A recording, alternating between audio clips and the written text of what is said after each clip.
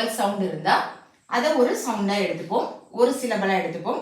அதே மாதிரி ரெண்டு வவல்ஸ் சேர்ந்து இருந்தாலோ இ இ ஓ ஓ இந்த மாதிரி இருந்துச்சுன்னு சொன்னா அதையும் நம்ம ஒரு சவுண்டா தான் எடுத்துக்க முடியும், ஒரு சவுண்டா தான் எடுத்துக்கணும்.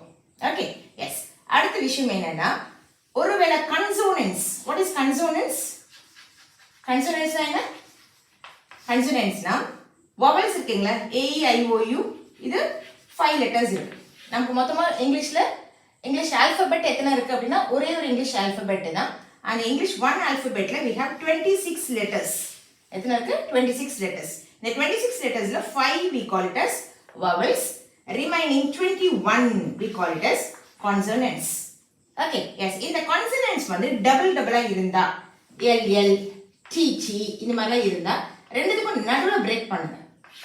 இப்போ இங்க பண்ணிருக்க பாருங்க, சில் ல, ரெண்டு எலுக்கு நடுவுல ஒரு break.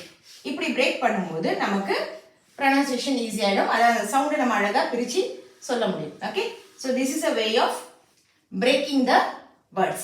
syllabification, syllabification.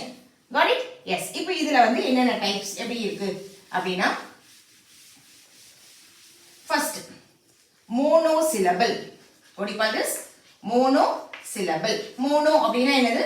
one. So அது வந்து என்னன்னா one syllable. அதில் ஒரே ஒரு சிலபிள் தான் இருக்கும். கேட், கோச், டாக், இப்போ இதெல்லாம் பார்த்தீங்கன்னா ஒரு வவல் சவுண்ட் தான் இருக்கும். So this is one syllable word. One syllable word. Got it? Yes. இப்போ next di syllable. Monosyllable. Next di. Di means two syllables. Okay yes, two syllables. Two syllables. இப்போ just I give you the example. Doctor. Yes, doctor. ரெண்டு.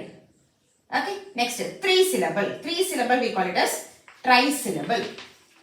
Trisyllable or three syllables. Yes. Example: car, pen, chair.